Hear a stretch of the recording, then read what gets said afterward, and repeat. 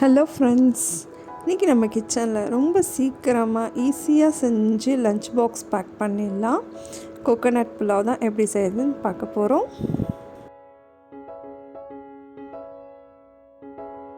இப்போ இந்த புலாவ் ரொம்ப மினிமம் இன்க்ரீடியன்ட்ஸ் வச்சு தான் நம்ம செய்ய போகிறோம். ஸோ இதுக்கு வந்து 2 டேபிள் ஸ்பூன் ஆயில் எடுத்துக்கோங்க, 1 டேபிள் ஸ்பூன் கீ ஆட் பண்ணிக்கலாம். ஸோ நெய்யெல்லாம் ஆட் பண்ணதுக்கப்புறமா அதுக்கு வேண்டிய மசாலா எல்லாமே போட்டுக்கலாம். 1 டேபிள் ஸ்பூன் அளவுக்கு சீரகம் போட்டுக்கோங்க.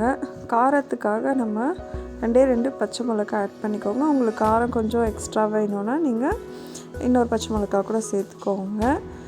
அதுக்கப்புறமா இஞ்சி வந்து 1 டேபிள் ஸ்பூன் தான், பூண்டு வேணாம், இஞ்சி மட்டும் சேர்த்துக்கலாம். கொஞ்சமாக கருவேப்பிலையும் ஆட் பண்ணிக்கலாம். இதில் வந்து நான் பாஸ்மதி ரைஸ் வந்து 20 நிமிஷம் ஊற வச்சு எடுத்திருக்கேன். ஏன்னா ஊற வச்சிட்டோம் அப்படின்னா சீக்கிரமாகவே குக் ஆகிடும்.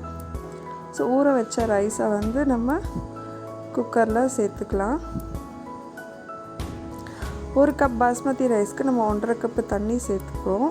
அதனால் இதில் வந்து நான் 3 கப்பு தண்ணி சேர்த்துட்டேன்.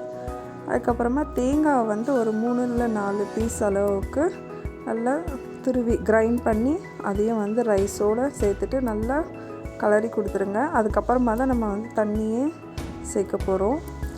முதல்ல ரைஸோடு தேங்காவை மிக்ஸ் பண்ணிக்கலாம். நல்லா அப்புறம் நல்ல வாசனையாகவும் இருக்கும். அதனால் இப்போது சாதமும் தேங்காய் மசாலா எல்லாமே நல்லா மிக்ஸ் ஆகிடுச்சு. சால்ட்டும் இந்த ஸ்டேஜில் போட்டுட்டு நீங்கள் சால்ட்டோட டேஸ்ட்டும் பார்த்துக்கோங்க. இப்போ 3 கப்பு அளவுக்கு தண்ணி சேர்த்துக்கலாம். பாஸ்மதி ரைஸ்க்கு நம்ம 1 கப்புக்கு 1.5 கப்பு தண்ணி அளவு வச்சோன்னா கரெக்டாக நல்லா பலன்னு வரும் ரைஸு. சால்ட் இந்த ஸ்டேஜில் கூட நீங்கள் டேஸ்ட் பார்த்துருங்க. எப்போவுமே உடனே குக்கர் போட்டு மூடி போட்டு மூடக்கூடாது. நல்லா இந்த மாதிரி கொஞ்சம் கொதிக்கணும்.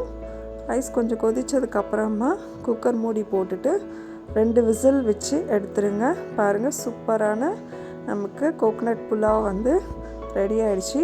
ரைஸை நம்ம வெறுமனேவும் சாப்பிட்டுக்கலாம், அப்படின்னா ஒரு சிம்பிளாக பொட்டேட்டோ ஃப்ரை கூட வச்சு லஞ்ச் பாக்ஸ் பேக் பண்ணலாம். நான் இன்றைக்கி வந்து கத்திரிக்காய் கொஸ்து வச்சுருக்கேன். ஸோ நீங்களும் இந்த வீடியோ உங்களுக்கு பிடிச்சிருக்கோன்னு நினைக்கிறேன் ஃப்ரெண்ட்ஸ். நீங்களும் இந்த ரெசிபி ட்ரை பண்ணி பாருங்கள். தேங்க்யூ.